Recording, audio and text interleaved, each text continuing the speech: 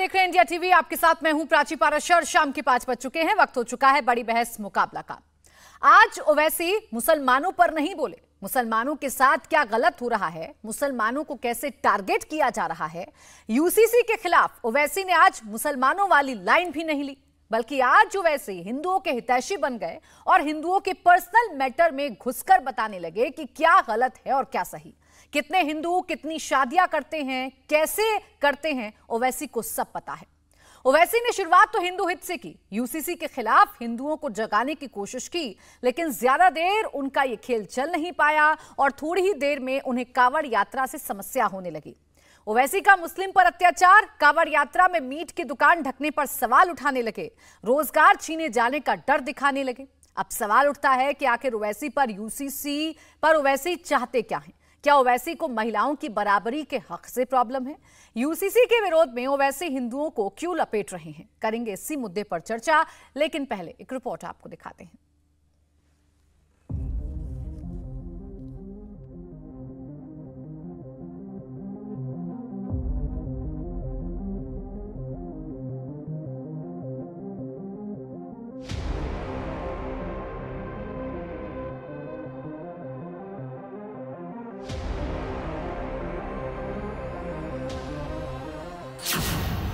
ओवैसी मोदी का खौफ पैदा करते हैं।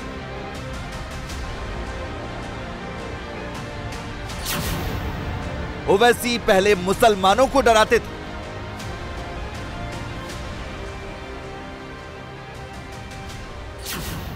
अब ओवैसी हिंदुओं को भी डरा रहे हैं। मोदी मुस्लिम महिलाओं को उनका अधिकार दिलाने की बात करते हैं, मगर ओवैसी को इस पर राजनीतिक रोटी सेकने का मौका मिल गया। पहले वो यूसीसी को हिंदू लॉ बताने की कोशिश करते थे, अब हिंदुओं को इसके अजब गजब खोट बताने लगे हैं। ये यूनिफॉर्म सिविल कोड से सबसे ज्यादा अगर तकलीफ होगी तो हमारे हिंदू भाइयों को होगी। और वो क्यों होगी मैं बताता हूं आपको। मैं कानून का हवाला देकर, क्योंकि बहुत सी बातें कही गई हैं, मैं कानून का हवाला देकर हमारे हिंदू भाइयों को और बहनों को पैगाम देना चाहता हूं। आरएसएस ये समझ रही है कि मुल्ला जी को निशाना बनाएंगे, तो भाई साहब आप हमारे नाम पे किसी और का नुकसान कर रहे हैं आप। और आप ये मत समझिए कि ये बातें सब नहीं निकलेंगी, निकलेंगी। आज निकल चुकी हैं, कल भी निकलेंगी। जिस देश में हिंदू मुस्लिम सिख ईसाई की एकता की बात होती थी, वहां ओवैसी अब दूसरे धर्मों के लोगों को भी तलाक का नाम लेकर भड़काने लगे। सिखों और ईसाई धर्म के लोगों से उन्होंने क्या बात की, ये सुनिए। सिख भाई यहां पर बुजुर्ग बैठे हैं, इसमें आपका कैसे नुकसान होगा सिखों का? अगर यूसीसी आएगा तो आनंद करार चला जाएगा सर, आप समझिए इस बात को। अच्छा, हमारे ईसाई आज बिशप साहब बैठे हैं, मैं आपको आप you will agree with what I am saying कि हमारे सिखों में, हमारे ईसाई भाइयों में कई डिनोमिनेशन हैं, बैप्टिस्ट हैं, रोमन कैथोलिक हैं, और इनके लिए क्या करेंगे फिर आप? इनके लिए कैसा करेंगे? यूसीसी आएगा तो ये सब के सब अपनी अपनी तहजीब को, अपने अपने मजहबी रसूमात से उनको महरूम कर देंगे। मोदी ने मुस्लिम महिलाओं को 3 तलाक से बचाने का कानून दिया, मगर ओवैसी जैसे नेता इस पर अपनी राजनीति करते हैं। मुस्लिम तो छोड़िए, सवाल तो ये है कि क्या ओवैसी महिलाओं को दोयम दर्जे पर ही देखना चाहते हैं? इसी पर चर्चा करेंगे। खास मेहमान हमारे साथ जुड़ गए हैं। विनोद बंसल, प्रवक्ता विश्व हिंदू परिषद हमारे साथ हैं। वारिस पठान, प्रवक्ता एआईएमआईएम। फराज किदवई, प्रवक्ता समाजवादी पार्टी हमारे साथ हैं। आप सभी का बहुत बहुत स्वागत है। वारिस पठान जी, मैं आपसे शुरुआत कर रही हूं। यूसीसी को कभी हिंदू कोड बिल बताने वाले असदुद्दीन ओवैसी अचानक हिंदुओं के हितैषी बन रहे हैं, ये कंसर्न है या मुसलमानों के बाद हिंदुओं को भी भड़काने की कोशिश है? देखिए प्राची जी, इतने दिनों से यूसीसी का मसला चल रहा है हमारे देश में, काफ़ी डिबेट्स भी चल रहे हैं। मुझे बताइए मोदी जी का यूसीसी क्या है? क्या आपने कोई ड्राफ्ट देखा है? नहीं, ड्राफ्ट तो किसी के पास है ही नहीं, मगर यूसीसी लाने की बात करें, जबकि हमारे देश में यूसीसी की ज़रूरत नहीं है। 2018 में लॉ कमीशन ने साफ तौर से कह दिया था कि हमारे भारत देश को यूसीसी की ज़रूरत नहीं है। हम 70 साल से ज़्यादा साल से संविधान को मानते जा रहे हैं। संविधान में काफी धाराएं हैं जो कल्चर की बात करती है, protection of culture, protection of regional rights. जैसे आर्टिकल 14 है, 15 है, 26 है, 29 है। आर्टिकल 29 प्लुरलिज्म, सेकुलरिज्म, डाइवर्सिटी की बात करता है। ये जो मेन बेसिक स्ट्रक्चर है संविधान का, इसका आप क्या करेंगे? इसको खत्म करना देना चाहते हैं ये तो बीजेपी और आरएसएस वाले। और हमने क्या कहा, यूसीसी लाने से सिर्फ मुसलमानों को नुकसान नहीं हो रहा, हमारे हिंदू भाइयों को इससे ज्यादा नुकसान होने वाला है। अब HUF जो है हिंदू के अंदर, जिसमें उनको तकरीबन 3000 करोड़ से ज्यादा का बेनिफिट मिलता है हर सालाना, उसको हटा देना पड़ेगा। आप उसका क्या करेंगे?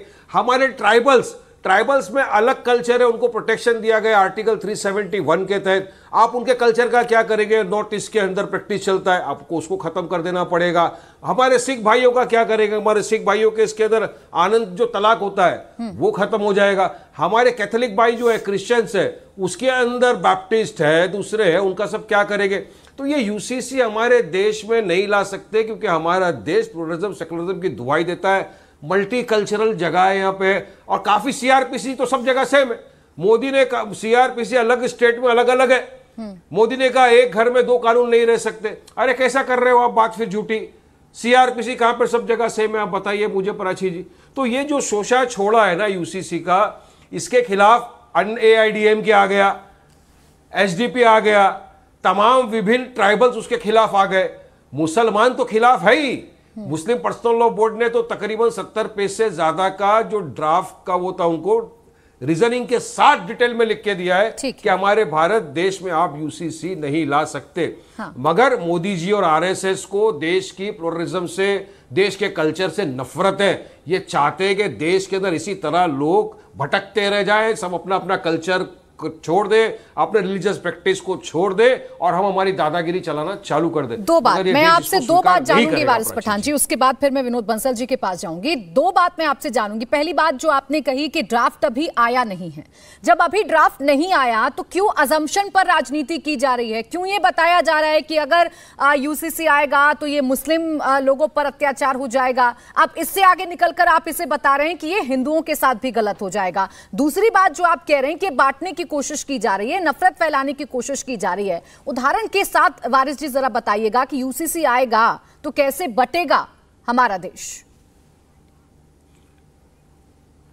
देखिए, ये शुरू कहां से हुआ बताया आपको, जब से मोदी जी अमेरिका गए। अभी अमेरिका गए, वहां पे सवाल किया सबरीना जी ने उनसे, देश के अंदर डेमोक्रेसी के बारे में सवाल किए।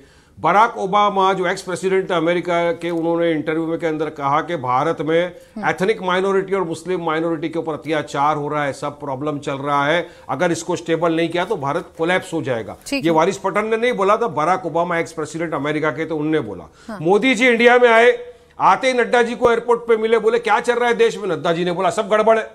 मोदी जी मध्य प्रदेश में गए, स्पीच में सबसे पहला शुरू कर दिया उन्होंने, ट्रिपल तलाक का इशू लेकर आ गए। उसके बाद में वो लेकर आ गए यूसीसी का इशू लेकर आ गए, पासमानदा मुसलमानों की उन्होंने बात कर दी।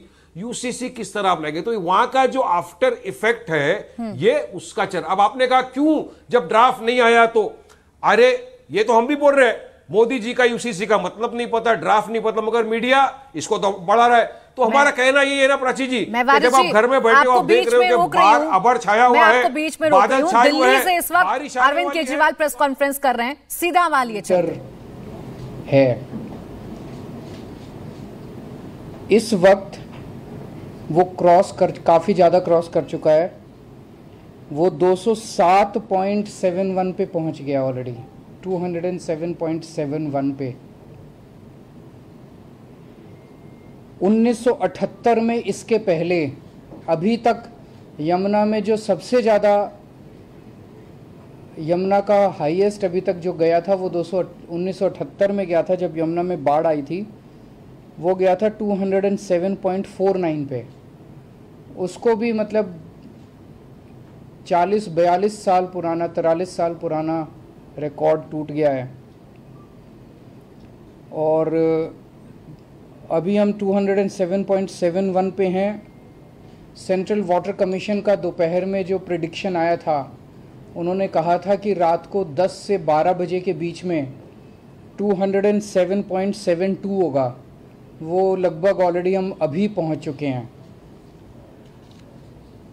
दिल्ली में हमने देखा है कि पिछले 2-3 दिन से बारिश नहीं हो रही है, तो यमुना में जो इतना पानी आ रहा है वो आगे से आ रहा है, हिमाचल प्रदेश से होते हुए फिर हरियाणा से होते हुए दिल्ली पहुंच रहा है। हरियाणा में हथिनी कुंड बराज है जो खोलने से ये सारा पानी आता है।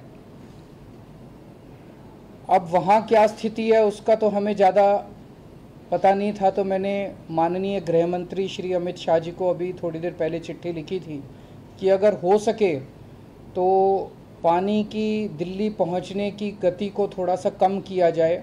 पानी तो निकालना ही है, लेकिन जितनी तेज़ी से पानी को दिल्ली भेजा जा रहा है अगर उस गति को थोड़ा कम कर दें तो यमुना के स्तर को और ऊपर जाने से हम रोक सकते हैं। थोड़ी देर पहले अभी गजेंद्र शेखावत जी का मेरे पास फ़ोन आया था और उन्होंने बताया कि वो तो केवल बराज है, उसके पीछे कोई रिजर्वायर नहीं है, तो वहाँ पानी को रोकने की ऐसी कोई सुविधा नहीं है, तो पानी को रोका तो नहीं जा सकता। लेकिन उन्होंने बताया कि अब पानी आगे से हिमाचल से ही कम होने लग गया है और अगले 1 आध दिन में इसकी स्थिति इम्प्रूव होगी। लेकिन कल जो पानी छोड़ा गया था, कल काफ़ी पानी छोड़ा गया था, वो पानी दिल्ली पहुंचने में अभी और 24 घंटे लग जाएंगे। सो मुझे लगता है कि यमुना का स्तर अभी और बढ़ने की उम्मीद है। 207.71 पहुंच चुका है अभी, इसकी अभी और बढ़ने की उम्मीद है। वो वाली स्थिति की आगे से जो पानी अब कम होने लगा है वो दिल्ली पे उसका असर होने में अभी समय लग सकता है। जो अफेक्टेड एरियाज़ हैं, मेरी अब हमारे को यही देखना है कि हम किस तरह से जान और माल की रक्षा कर सकते हैं।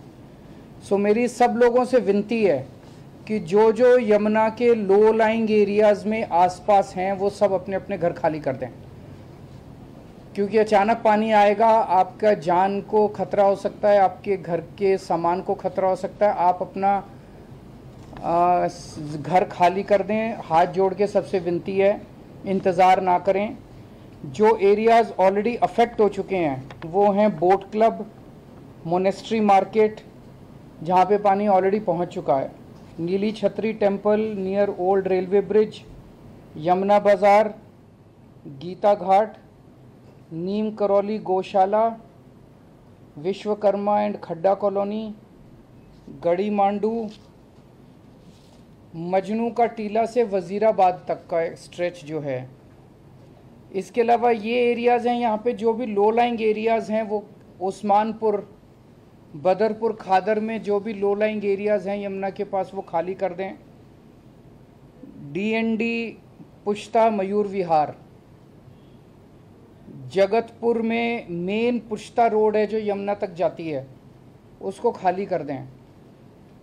सराय काले खां पे भेलोपुर, शमशान घाट, जैन मंदिर, ग्यासपुर, मिलेनियम डिपो में के आसपास जो भी झुग्गियाँ हैं, और एक जो देखने में आ रहा है कि लोग बाढ़ देखने के लिए जा रहे हैं वो ना जाएं। उससे अचानक अगर पानी बढ़ गया तो काफ़ी भीड़ लगी हुई है, लोगों को बाढ़ सेल्फी ले रहे हैं, वो वीडियो खींच रहे हैं, वो सब ना करें। आपकी जान को खतरा हो सकता है, अचानक अगर पानी बढ़ गया तो आपको खतरा हो सकता है। सरकार ने रिलीव इवैक्यूएशन के बहुत पुख्ता इंतज़ाम किए हुए हैं और आप सरकार की मदद ले सकते हैं इवैक्यूएशन करने के लिए, या खुद अगर आप अपना दूसरे जगह जाना चाहें खुद जा सकते हैं। रिलीफ कैंप्स बहुत सारे लगाए हुए हैं और भी बढ़ाने की उम्मीद है। अभी मेरी सारे DMs के साथ मीटिंग हुई, उनको भी हमने कहा है कि आप ज़रूरत पड़े तो आसपास के स्कूलों को बंद कर दीजिए, उनको कन्वर्ट कर दीजिए रिलीफ कैंप्स में। टॉयलेट्स के लिए, नहाने के लिए अगर आसपास धर्मशालाएं, स्कूल एक्वायर करने की ज़रूरत पड़ती है उनको आप एक्वायर कर लीजिए। बहुत सारी NGOs हमारी मदद कर रही हैं, हम उनको धन्यवाद देना चाहते हैं। इस वक्त बहुत गुरुद्वारे कई सारे हैं जिन्होंने लंगर लगाए हैं, गुरुद्वारे वालों को भी हम बहुत बहुत धन्यवाद देना चाहते हैं। तो दिल्ली में बाढ़ का खतरा बना हुआ है। यमुना का जो स्तर है वो लगातार बढ़ रहा है। दिल्ली के सीएम अरविंद केजरीवाल ये जानकारी दे रहे थे और उन्होंने ये भी बताया कि गृह मंत्री अमित शाह को उन्होंने चिट्ठी लिखी है और ये कहा है कि दिल्ली की तरफ जो पानी छोड़ा जा रहा है, जो दिल्ली की तरफ पानी आ रहा है हरियाणा से, वो पानी थोड़ा कम कर दिया जाए ताकि यमुना को ओवरफ्लो होने से या यमुना की वजह से जो बाढ़ का खतरा पैदा हो गया है उसे रोका जा सके। ये दिल्ली के सीएम अरविंद केजरीवाल बता रहे थे। साथ ही साथ क्या कुछ कदम सरकार ने उठाए हैं इसकी जानकारी भी देते हुए। अब चलिए एक बार फिर से लौटेंगे अपने कार्यक्रम पर। यूसीसी को लेकर घमासान मचा हुआ है। यूसीसी को लेकर असदुद्दीन ओवैसी ने आज जो कहा उसके मायने क्या हैं, इसी पर हम चर्चा कर रहे हैं। विनोद बंसल जी, अभी वारिस पठान कह रहे थे कि ये जो यूसीसी है दरअसल ये सिर्फ मुसलमान नहीं बल्कि ये हिंदू विरोधी भी है, इसमें हिंदू के कल्चर को भी खतरा होगा। बाकायदा एक ट्वीट असद साहब ने किया है और बताया है कि आप एक देश में एक कानून की बात करते हैं, आप तो दो कानून लागू करते हैं। कांवड़ यात्रा में आप गोश्त की दुकान बंद कर देते हैं, जब कोई नमाज पढ़ता है तो उस पर एफआईआर कर देते हैं। कैसे लागू करेंगे? देखिए प्राची जी, मुझे जब ये बोल रहे थे तो बड़ी हंसी आ रही थी। उनको ट्वीट पढ़ के ही मुझे बड़ा हास्यास्पद लगा कि जिस पार्टी के नाम के आगे मुसलमान लिखा हुआ है, जिसने हमेशा से मुसलमानों को भड़काने, बरगलाने और उनको अलगाववाद की राह पर धकेलने का काम किया, उस पार्टी को अचानक ये जो जैन समुदाय और सिख बंधु और ट्राइबल्स और जाने क्या क्या याद आ गए यूसीसी के नाम पर, और पर्टिकुलरली उस यूसीसी के नाम पर इनको याद आए हैं जो कि अभी तक धरातल पर नहीं आई। एक तरफ तो कह रहे हैं कि प्रधानमंत्री को भी नहीं पता यूसीसी क्या है, और दूसरी तरफ कह रहे हैं कि नहीं यूसीसी ये हो जाएगा, यूसीसी ये हो जाएगा और यूसीसी ये हो जाएगा। अरे भाई, बरगलाने, भड़काने और देश विरोधी काम करने से बाहर जाओ भाई। आपको अगर इतनी चिंता थी तो कम से कम उनके लिए कम से कम कुछ काम करते। अरे मैं कहता हूँ यूसीसी के बारे में आपने कोई एजेंडा बताया है क्या अपने लॉ कमीशन को? आप अपना एजेंडा बताइए, क्या आपका व्यू पॉइंट क्या है, बजाय इसके कि आप कोई व्यू पॉइंट बताएं जो कि विधि आयोग ने मांगा है। आप तो सीधा सीधा उन जिहादियों को भड़का रहे हैं। आप देखिए कि जिस तरह से जमीयत उलमा हिंद की बात हो या दारुल उलूम देवबंद की बात हो या और बाकी जो all India Muslim personal board की बात हो, इन लोगों ने कभी कोई पॉजिटिव काम किया है क्या? तो ये इनसे असदुद्दीन ओवैसी जी से कैसे उम्मीद कर सकते हो आप? ये हमेशा से मुस्लिम यूथ को और बाकी शेष लोगों को भड़काने का काम करते हैं। भाई यूसीसी का जो बच्चा भी जन्मा ही नहीं, उसकी ये खंजर लेकर के भ्रूण हत्या के पीछे पड़े हुए हैं। कमाल की बात है। अरे अच्छा है, जब बुरा है, जब तो ड्राफ्ट आएगा तब तो पता लगेगा। नहीं, विनोद बंसल जी, जो उदाहरण दिया है असदुद्दीन ओवैसी साहब ने, वो उदाहरण दिया है कांवड़ यात्रा को लेकर कि कांवड़ यात्रा के दौरान आप गोश्त की दुकानें बंद करके रोजगार का हक छीन देते हैं, और वहीं अगर कोई नमाज पढ़ने लगे मुसलमान सड़क पर तो आप एफआईआर दर्ज कर देते हैं। एक देश में दो कानून तो आप अब चला रहे हैं। नहीं नहीं नहीं, ये कानून वाली बात है। दो कानून है, कानून तो एक ही है, उसी कानून के तहत कार्रवाई हुई है। आप मुझे बताइए कि क्या कोई नमाज पढ़ने से कोई इकोनॉमिक डेवलपमेंट हो रहा है कुछ एरिया का? मुझे बताइए ना। और दूसरी बात ये जो कांवड़ यात्रा से कितनी रेवेन्यू सरकार को आ रही है, कुछ कंपैरिजन किया है क्या उन्होंने कभी? एक बात। दूसरी बात ये देखिए, जो गोश्त की दुकानें बंद करने से कोई भूखा नहीं मर जाएगा, लेकिन आप देखिए कि जो अगर आप सड़क पर नमाज पढ़ोगे तो उससे कितने लोगों को इनकन्वीनियंस होगी, समझिए नहीं। ये चीजें कंपैरिजन नहीं है, लेकिन बात यह है इनकी मानसिकता का प्रश्न है।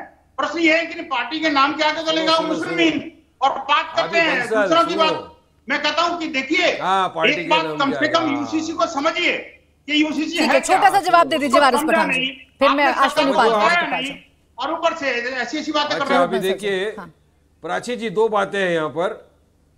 प्राची जी, दो बातें हैं यहाँ पर। एक तो आपने जो कहा कि ओवैसी भड़का रहे हैं हमारे हिंदू भाइयों को, मैं चाहूंगा भड़काने के अल्फाज को हटा के लिखिए समझा रहे हैं।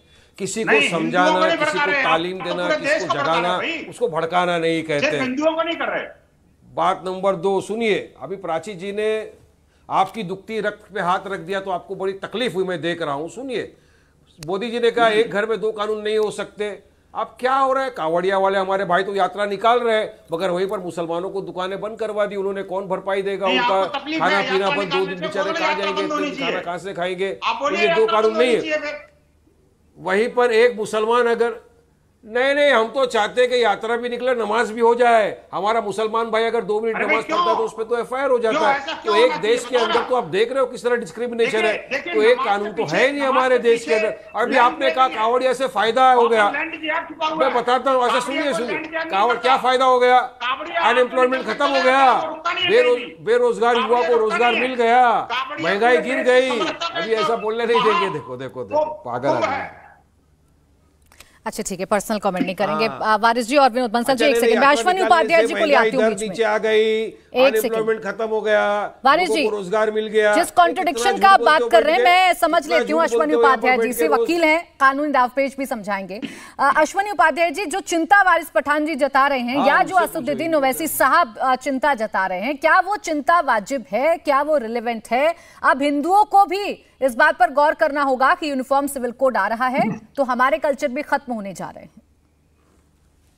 देखिए प्राची जी, ये फूड कोड नहीं है कि लोगों का खाना एक जैसा हो जाएगा, ड्रेस कोड नहीं है कि लोगों का कपड़ा एक जैसा हो जाएगा, हाउस कोड नहीं है कि सबको एक जैसा घर बनाना पड़ेगा, ये रिलीजियस कोड नहीं है कि सबको एक ही अपना रिलीजन फॉलो करना पड़ेगा, ये कस्टम कोड नहीं है कि सबका कस्टम एक हो जाएगा, ये ट्रेडिशन कोड नहीं है कि सबकी ट्रेडिशन एक हो जाएगी, ये प्रेयर कोड भी नहीं है कि सबको एक तरीके से इबादत करना पड़ेगा, ये लैंग्वेज कोड भी नहीं है कि सबको एक ही भाषा बोलना पड़ेगा, ये फेस्टिवल कोड भी नहीं है कि सबको एक तरीके त्योहार मनाना पड़ेगा, ये एजुकेशन कोड भी नहीं है कि मदरसा मिशनरी स्कूल बंद हो जाएंगे, सबको वेद पुराण गीता पढ़ना पड़ेगा।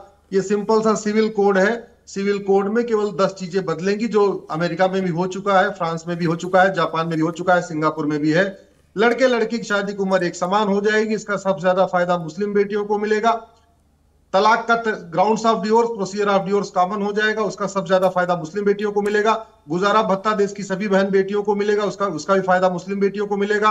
बच्चा गोद लेने का अधिकार सबको मिलेगा, उसका फायदा मुस्लिम बेटियों को होगा। बच्चे के भरण पोषण का अधिकार सबको मिलेगा, उसका फायदा मुस्लिम बेटियों को होगा। विरासत का एक समान अधिकार मिलेगा, उसका सबसे ज्यादा फायदा मुस्लिम बेटियों को होगा। वसीयत का एक समान अधिकार सबको मिल जाएगा, उसका फायदा मुस्लिम बेटियों को होगा। एक पति एक पत्नी का नियम सब पे लागू हो जाएगा, उसका फायदा मुस्लिम बेटियों को हो जाएगा। हम दो हमारे दो लागू होगा, उसका सबसे ज्यादा फायदा मुस्लिम बेटियों को होगा। माता पिता की देखभाल का अधिकार मिलेगा, उसका फायदा मुस्लिम बेटियों को होगा। तलाके हसन, तलाके अहसन, तलाके बाइन, तलाके किनाया, तहर्रुस टाइप के जो कुरीतियां चल रही हैं वो खत्म हो जाएंगी। मुताह मिस्यार जैसी कुरीतियां खत्म हो जाएंगी। तो मेरा ये मानना है कि यूसीसी आने से जो सबसे ज्यादा 11 फायदा होगा मुस्लिम बेटियों को। हिंदुओं को केवल एक फायदा होगा, शादी का रजिस्ट्रेशन अनिवार्य हो जाएगा। क्रिश्चियंस को केवल 2 फायदा होगा, उनका कूलिंग पीरियड भी जो 2 साल का है 6 महीने हो जाएगा। पारसी बेटियों को 3 फायदा होगा, शादी का रजिस्ट्रेशन अनिवार्य हो जाएगा, कूलिंग पीरियड भी कम हो जाएगा, करेंगी। लेकिन मुस्लिम बेटियों को 11 फायदा होगा, वो 11 मुझे एक सवाल का जवाब दे दीजिए 10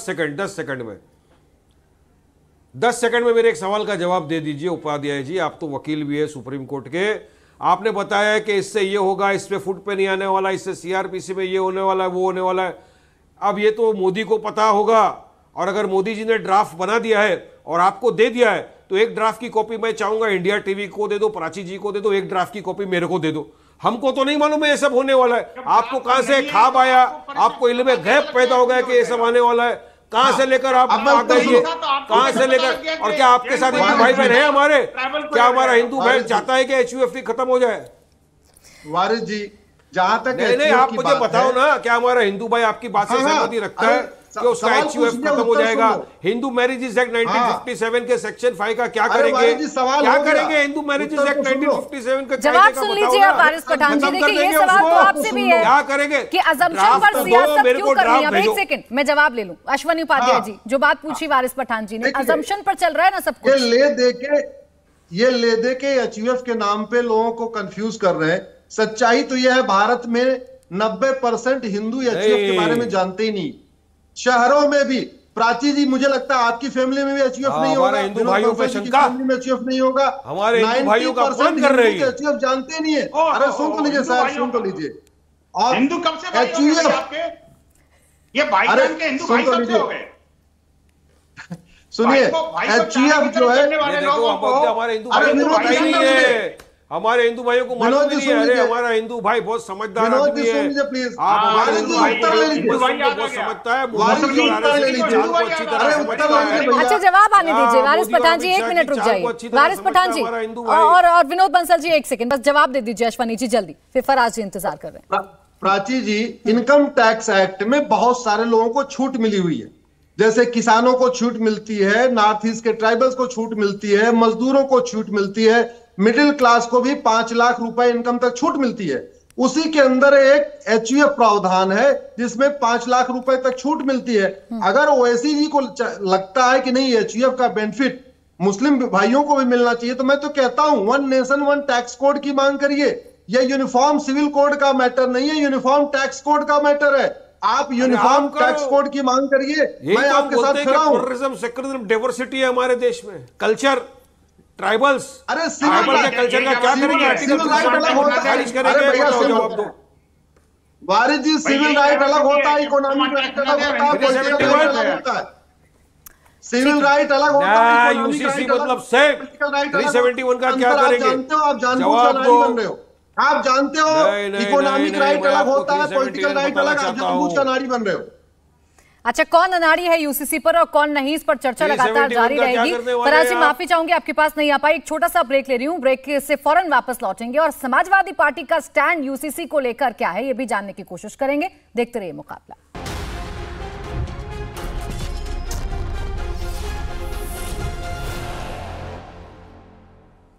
ब्रेक के बाद स्वागत है आपका, आप देख रहे हैं मुकाबला।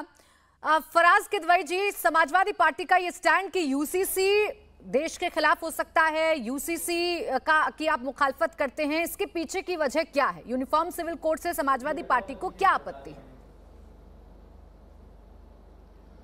प्राची जी, देखिए, मैंने अभी बहुत पेशेंटली सबको सुना, तो मेरी रिक्वेस्ट ये है कि अब मुझे आप जो भी टाइम दे रही हैं 40-50 सेकंड का, मुझे कोई बीच में इंटरप्ट नहीं करेगा। बिल्कुल, बोलिए।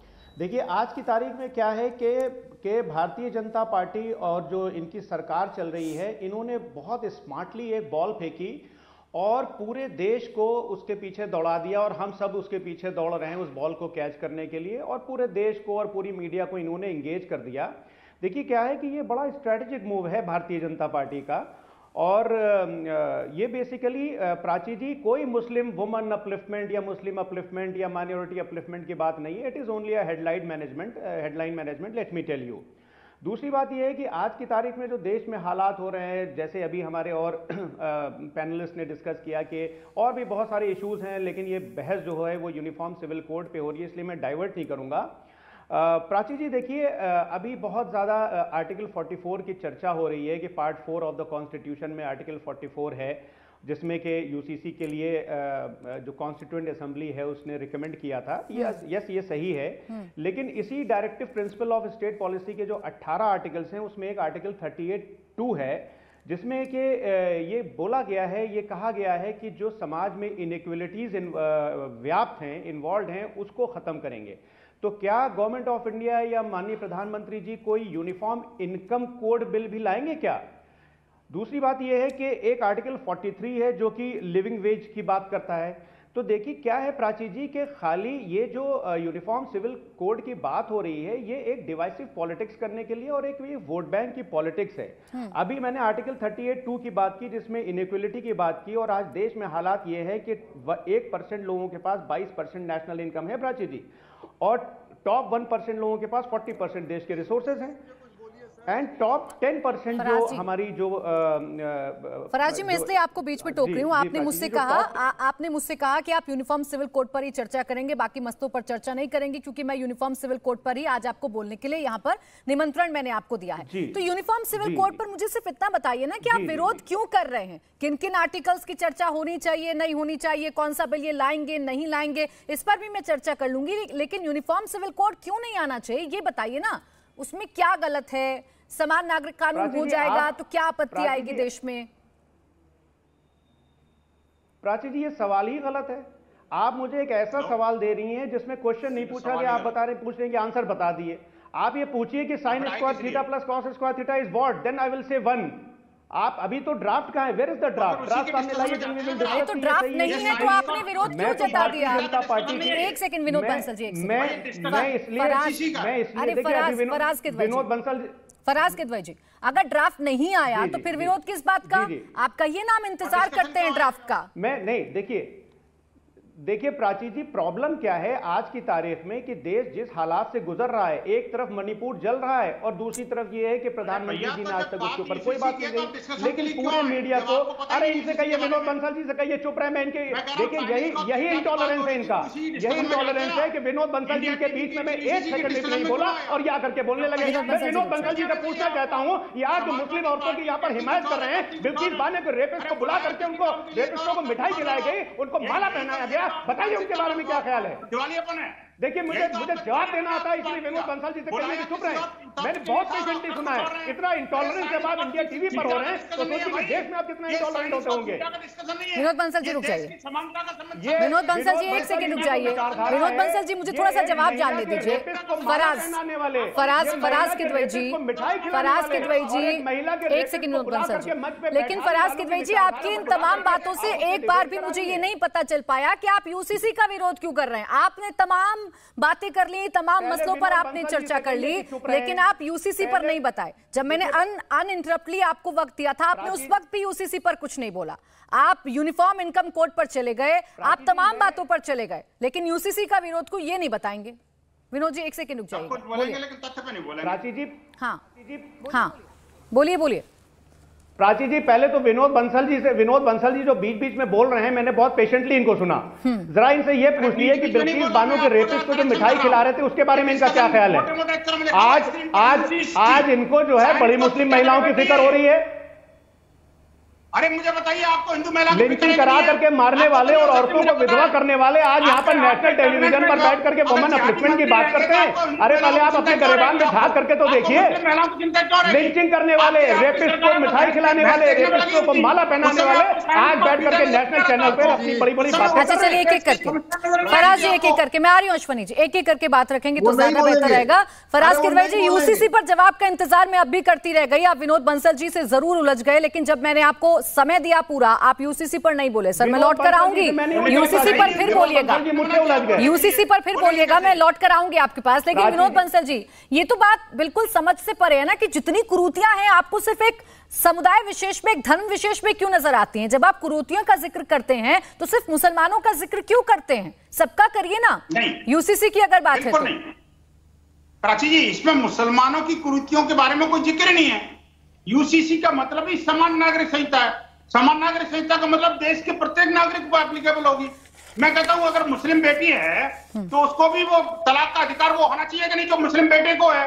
मैं कहता हूं जो हिंदू बेटे को जो अधिकार है वो मुस्लिम बेटे को क्यों नहीं होना चाहिए। मैं कहता हूं जो हलाला का जो विभक्त परंपरा इस्लाम में है वो क्यों नहीं खत्म होनी चाहिए। समाजवादी पार्टी के नेता, समाजवादी पार्टी के नेता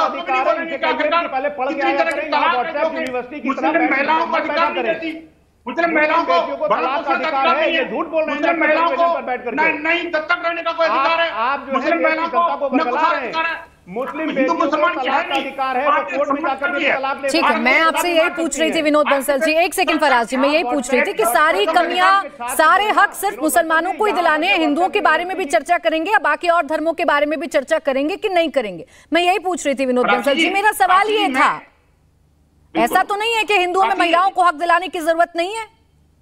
नहीं, बिल्कुल प्राची जी, मैं कहता हूं देखिए, मैं कोई विषय को दाएं बाएं नहीं करता, बिल्कुल स्ट्रेट फॉरवर्ड। आप क्वेश्चन का स्ट्रेट फॉरवर्ड आंसर देने में आप पता है मैं माहिर हूं।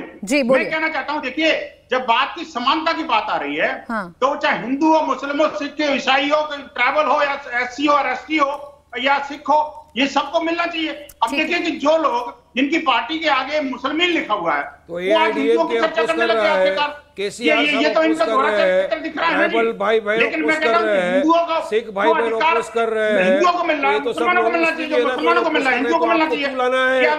अरे लेकिन ये जब सब आपको फिक्र छोड़ो ना, बैठे हैं देश की फिक्र करो। SC को क्यों नहीं मिलना चाहिए? अच्छा रुक जाइए विनोद बंसल जी, एक सेकंड। अब वारिस पठान जी, आपसे जो मेरा सवाल है आपके पहले स्टैंड पर है। जब यूसीसी का जिक्र हुआ, जब मध्य प्रदेश में प्रधानमंत्री नरेंद्र मोदी ने कहा कि एक परिवार में 2 कानून नहीं हो सकते, आपने कहा था कि दरअसल ये तैयारी है हिंदू कोड को थोपने की। अब जिसे आप हिंदू कोड बोल रहे थे, अब उसे ही आप कह रहे हैं कि ये तो देखिए हिंदू भाइयों के भी खिलाफ हो जाएगा। आपकी बातों में ही कॉन्ट्रडिक्शन और कंफ्यूजन है।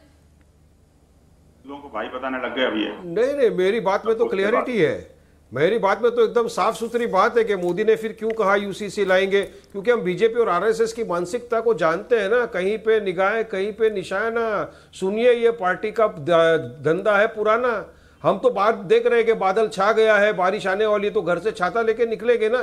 प्रिकॉशन तो करेंगे, हमारे हिंदू भाइयों को भी समझा रहे हैं, क्रिश्चियनों को भी समझा रहे हैं, और सबको समझ में आ रहा है। और सबने अपोज किया है, अन्ना AIDMK ने अपोज किया, SDP ने अपोज किया, ट्राइबल्स ने अपोज किया, क्रिश्चियन भाइयों ने अपोज किया, सब अपोज कर रहे हैं। अरे आपको तो अभी बताएगा, आपको हमारा हिंदू भाई जवाब देगा कि किस तरह से आपने इस तरह का कानून ला के उनके साथ बेइंसाफी की है। मैं कहता हूँ हिंदू भाई, एक सेकंड विनोद बंसल जी प्लीज, एक सेकंड जवाब आने दीजिए विनोद बंसल जी, खामोश विनोद बंसल जी जवाब आने दीजिए। वारिस पठान जी सुनिए ना, आपने जो जिस बात की शुरुआत की, मैं यही तो पूछ रही हूँ कि हिंदू कोड बिल अगर ये है तो फिर इसे आप हिंदुओं के खिलाफ क्यों बताने लगे जैसे जैसे समय बीतता गया?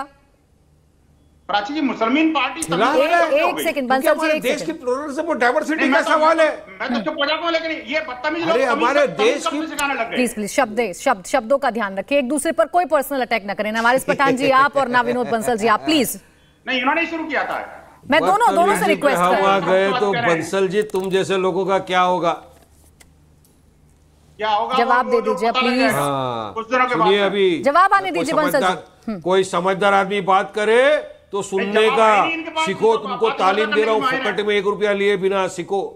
हमारे देश का प्लुरलिज्म, डाइवर्सिटी, सेकुलरिज्म का सवाल है। इसको अगर इस तरह का कानून कोई लाता है तो खत्म हो जाता है। हमारे देश के अंदर 1600 से ज्यादा भाषाएं हैं, 20 से ज्यादा हमारे देश के अंदर लोग अपना अपना कल्चर को फॉलो करते हैं। गोवा के अंदर एक कानून है, हिमाचल प्रदेश में एक अलग कानून है। अगर वारिस पठान को हिमाचल प्रदेश में एक सेब का बागान खरीदना है ना, एग्रीकल्चर लैंड, मैं नहीं खरीद सकता, तो क्या वहां पे कानून हटा देंगे? अगर गुजरात के अंदर वारिस पठान को हिंदू के एरिया में जाकर एक फ्लैट या घर खरीदना है ना, तो वहां नहीं खरीद सकता, तो क्या वो कानून को हटा देंगे? आप क्या करेंगे? मतलब आप तमाम देश के अंदर एक इस तरह का माहौल पैदा करना चाहते हो। वारिस पठान जी आप भी तो सब मसलों को एक साथ मिला रहे हैं। यूनिफॉर्म सिविल कोड की बात कर रहे हैं ना, यूनिफॉर्म सिविल कोड की बात कर रहे हैं। इसमें जो जो मसले आएंगे उस पर चर्चा करते हैं, है ना? बोल ही नहीं सकते उस पर। तो वो चर्चा तो कर ही रहे हम, और क्या कर रहे हैं? ड्राफ्ट तो देखा नहीं है, ड्राफ्ट तो सिर्फ अश्विनी उपाध्याय के पास है, ना मोदी के पास है, ना बीजेपी के पास है, ना इंडिया टीवी के पास है, ना प्राची जी के पास है, ना वारिस पठान के पास है। अब उनके पास ड्राफ्ट है, उसके ऊपर रोज बोलते इस पे नहीं आएगा, इस पे नहीं आएगा, इस पे नहीं आएगा। मगर हमको पता है कि ये ड्राफ्ट लाके बीजेपी और आरएसएस कैसे पता है वारिस पठान जी, कल्चर को खत्म करेंगे। ये कैसे पता है? आप लोग कैसे भविष्य देखने लगे वारिस पठान जी? सवाल तो यही है, आप लोग भविष्य कैसे देखने लग गए? आप खुद कह रहे हैं कि ना मुझे पता, ना आपको पता, किसी को नहीं पता, तो आपको कैसे चल गया ये पता कि ये सब कुछ खत्म कर देगा, मुसलमानों को टारगेट कर देगा, हिंदुओं को भी अब आप जगाने की कोशिश कर रहे हैं? पता तो चल जाता है मुसलमान पार्टी के पास में। अरे पता चलता है। आज बाहर मौसम का हाल देखो आप, अगर बादल छाए हुए, बारिश आने वाली, तो आप छाता लेके निकलेंगे। अभी केजरीवाल जी ने आपके चैनल पे कहा कि वहां मत जाओ, वहां मत जाओ, पता चल जाता है। तूफान आने के पहले उसकी आहट से, उसकी हवाओं से पता चलता है। इसीलिए लोग समझा रहे, संविधान के दायरे में रहकर हमारे हिंदू भाई बहनों को समझा रहे हैं। ठीक है, अश्विनी उपाध्याय समझा रहे हैं। एक सेकंड विनोद बंसल जी, अब एक सेकंड चाहिए। राइट, उनको संविधान। अश्विनी उपाध्याय जी, बहुत सारे सवाल हैं वारिस पठान जी के मन में, और जब हम चर्चा कर रहे हैं यूनिफॉर्म सिविल कोड की, तो सिर्फ मुसलमानों की चर्चा क्यों? सबकी करेंगे ना, सबकी कुरीतियों को उजागर करेंगे और उन्हें खत्म करेंगे। नहीं, आपका ये सवाल बड़ा वाजिब था। हाँ। समस्या ये है कि सनातन धर्म में बहुत सारी कुरीतियां थी, छुआछूत थी, और भी कई सारी चीज थी। उन पे धीरे धीरे कोई न कोई हमारे यहाँ समाज सुधारक खड़ा हुआ और उसकी बात को लोगों ने सुना, उसके साथ खड़े हो गए, कानून बनता चला गया। अब इस्लाम की कुरीतियां इसलिए नहीं खत्म हो रही है। मैं आपको एक नाम बताता हूं, दिल्ली में वो मंदिर भी है जिसको हम बहाई टेम्पल कहते हैं। ईरान में थे बहाउल्लाह खां, वो कुरीतियों के खिलाफ थे। एक दिन वो तालीम दे रहे थे, एक आया रेडिकल आदमी, उनका गला काट के चला गया।